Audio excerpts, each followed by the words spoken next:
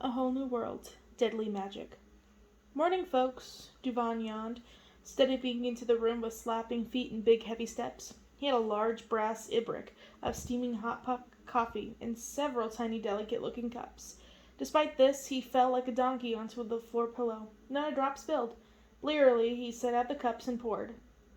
Wait, it's night, isn't it? Jasmine asked, looking up from the book she was reading. It's so dark in here. You lose track of time. Dusk is morning to those who work in the shadows, Dubon said, expertly pouring despite his narrowed eyes. Sorry, oh great robber queen and sultana-to-be, I didn't ask how you liked yours. I made it with lots of sugar, the way Dad taught me. I would drink the dregs at the bottom of an army canteen right now, Jasmine said, delicately picking up her cup, and I'm sure yours is much better. Jasmine! Two chaotic bundles of rags came rushing into the room and threw themselves onto the princess's lap. She laughed and put an arm around each other. Shireen, Ahmed, Maruf chastised, coming in slowly behind them with the particularly tap-slide gait his bad leg gave him. Do not treat the royal princess like your personal auntie. Aladdin cocked his head and looked at Ahmed, who had Abu sitting on his shoulder just as naturally as you please, sort of like a miniature Aladdin. It's all right, Maraf, Jasmine said, giving them a squeeze. I never got to play with children at the palace. Even distant relatives were told to, keep their distance. Shireen looked up at Jasmine with huge, adoring eyes. Then she found Jasmine's little silver dagger and played with it wistfully, singing a song that sounded suspiciously like the anthem they played in Jafar's crazy parade. They seem pretty happy, Dubon said, indicating the children with his cups. Happier than they've been in a long time, Maruf said bleakly. Your sister hated thievery. She swore that neither she nor her children would ever have anything to do with it, Aladdin remarked. And here they are, in the very belly of the beast. Well, if she were still around, maybe she'd have a say in the matter, Dubon growled. I mean no disrespect, Aladdin said, holding up his hand. Very few things could get the normally rock-solid Dubon riled. The fate of his sister was one of those things, however. I just meant they seem to be thriving here. Well, Maruf said brightly, that could be better than having a royal princess, a tiger, a monkey, other children to play with. Oh yes, and food. Almost forgot that. Having food in their bellies seems to be important to these little ones. He held out his arms, and Ahmed and the monkey leapt into them happily. Shireen didn't seem like she was going to budge, however. One arm was locked firmly around Jasmine's waist, and she was making the dagger march behind one of the golden clips taken out of Jasmine's braids.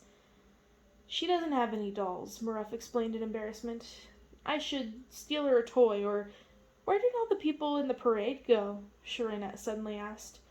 All of those dancers and animals and soldiers, where did they go when the parade was done? Jasmine said. She looked to Aladdin for help. He shrugged helplessly. Ahmed and I wanted to see the animals when it was over, but we couldn't find their cages or pens like the traveling shows come to the city. Are they like the peacekeeping patrols? Are they the same people in different costumes? I think the genie summons them. All of them, Jasmine said. But where did they go after? Shireen pressed. Those are really good questions, Aladdin said quickly, squatting down and tweaking the little girl on the nose. Maybe Jasmine can ask the genie the next time she sees him. I hope I get to see him someday, Ahmed murmured wistfully. Me too, his sister said. I want to wish for my own tiger, one I can ride, also my own silver dagger. Or a doll, Marif said hopefully. She can have a dagger, a tiny one.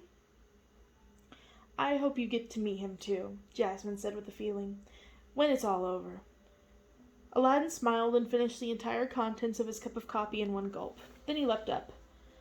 Think I'm going to go see if I can round us up some more recruits back at one of the bread lines. I bet there are some people there who aren't down with the whole thing and would want to see an exiled princess reclaim her rightful throne. Be careful, Shireen warned in a very serious tone. I'm always careful, Aladdin said sweetly, prompting a snorting laugh from Jasmine. It was delightful to hear. He resolved to try to make her laugh more often.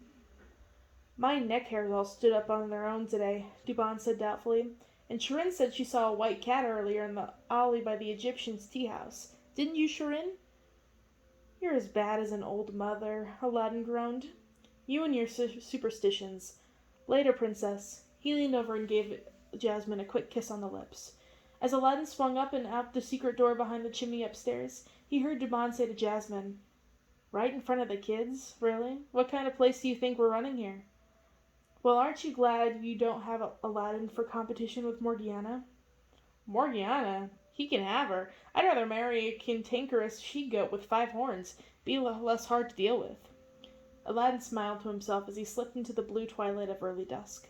From naive, lonely princess to winner of hearts and minds in less than a month, Jasmine managed to make people feel at ease with her while still maintaining her role as leader. Abu caught up to him when he was less than a block away, and it almost seemed like old times, scurrying up trellises, bounding lightly across rooftops, sliding down conveniently placed poles. But Agrabah was different. The giant red sun was half sunken into the horizon of the western desert and looked like it was swimming in a lake of blood. Those few people still out in the streets were rushing to get home, or inside, as quickly as possible. They were silent and glanced nervously over their shoulders in fear of something they hoped would never come. From his high vantage point, Aladdin could see 3 separate peacemaking controls spreading out from the directions of the palace. They moved like strange bugs, clicking in perfect unison, shields behind them like the caprices of beetles. He thought about Shirin's question.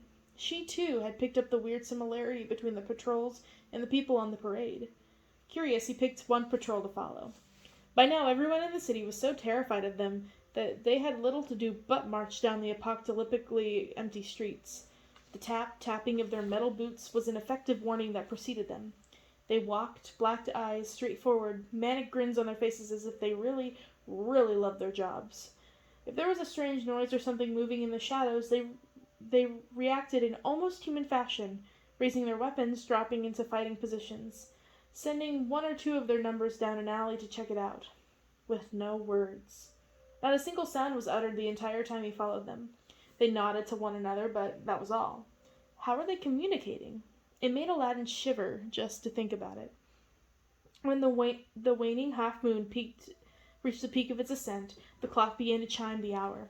The patrol paused. Their identical faces began to appear a little unfocused. They didn't look away, but seemed somehow no longer to be paying attention to whatever was in front of them. With horror, Aladdin realized their faces were really becoming unfocused. Their eyes, noses, and mouths were blurring, twisting, and smudging like dirty clothes being wrung out in the stream. Soon their features were vague thumbprints of tan and black. Then their bodies grew puffy. They seemed to suddenly hang at the tips of their toes and sway for a moment in the breeze. And then they popped. Silently, like everything the patrols did except for the tapping of their feet. Threads of hazy human color spun out for the moment from the quiet explosion, one after the other. 6 of them in all.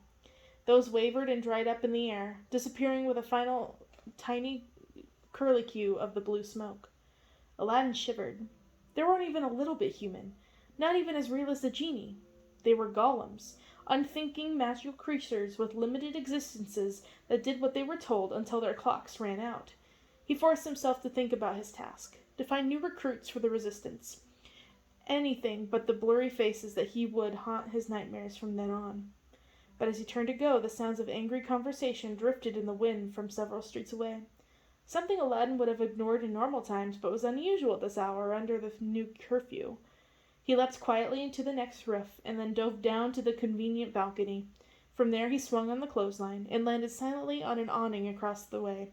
There he hid behind the pair of dangling harem pants and watched. It was the Square of the Sailor, so named for the ships carved into the corners of the civic buildings and the surrounding the square. It was once a popular meeting place for the slightly less destitute of the ghetto. There was even a tea house in one corner with rickety chairs and threadbare rugs and watered-down tea. And now it had Jafar and 6 of his elite, human, police guards, along with the small gathering crowd. A silver tray of tea and wine and cakes, obviously not from the tea house, was hovering in the air before the sorcerer. He wore a grin that would look false to the blindest, most foolish of observers. Aladdin was neither. He leaned in close. He hadn't gotten a good look at Jafar since the parade. The Sultan rarely went into public anymore. The light of insanity glowed strangely on his eyes. What was worth risking his precious self and spending time out among the common people? All I'm asking for, Jafar was saying with the soothing patience of a mother, is the location of Princess Jasmine. Just tell me where she is, and you will never go hungry again. You will sup on meat and delicacies and wine, not this goat piss your friends here serve you every night. The crowd of skinny and shabbily dressed people shuffled uneasily. Some couldn't take their eyes off the silver tray of treats. Some seemed uneasy, glancing back and forth from the guards to Jafar's face. Some waited to see what others would do first. A few quietly drew back to the shadows, trying to disappear from what looked like a very bad situation. Aladdin made careful notes of those faces. They would be useful to find later.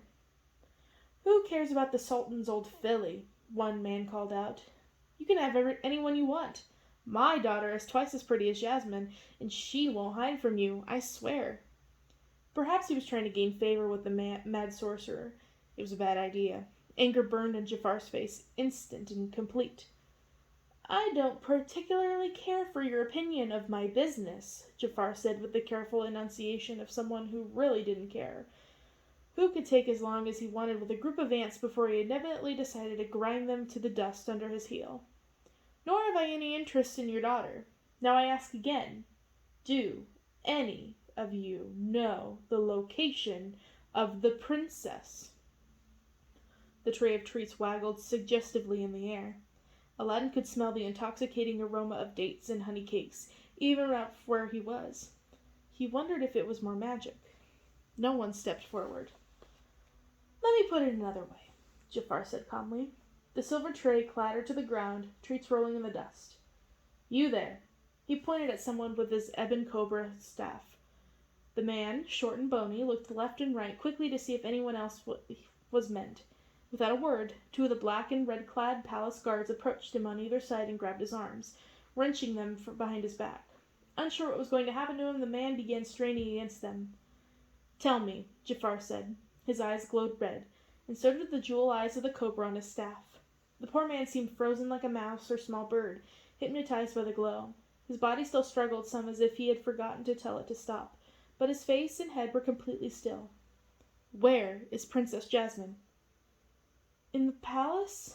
The man asked in a daze. Jafar's face broke from sorcerer's concentration to crumble into annoyance.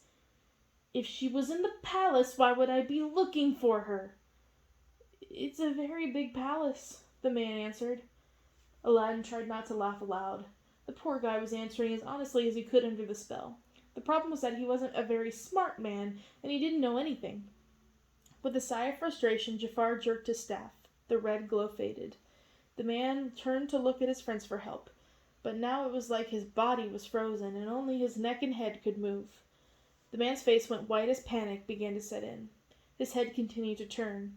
Muscles stood out on his neck, sinews and tendons straining against his flesh. Jafar kept looking at the man dispassionately. Only the tip of his finger moved, making the tiniest of circles. The man's head kept slowly turning. He screamed as his muscles began to tear and bones began to crunch, vertebrae grinding against each other as the ways they weren't supposed to. People in the crowd watched in horror. Maybe they tried to look away, but couldn't. The man's screams finally cut off in a wet gurgle. His head kept going as the skin ripped and blood gushed out. With a final snap, the head was all the way around. The man's blank eyes looking at the crowd. His body remained standing for several horrifying seconds before collapsing to the ground. Aladdin turned away, feeling sick. Next, Jafar said with an indulgent smile. A plague on you, you murderous scum, one man in the crowd shouted, terrified and enraged at the same time. Jafar just rolled his eyes. Next, he repeated tiredly. The sorcerer had gone from being an almost humorous villain to a madman of truly demonic proportions. Aladdin had to take a moment to collect himself before heading back into the night.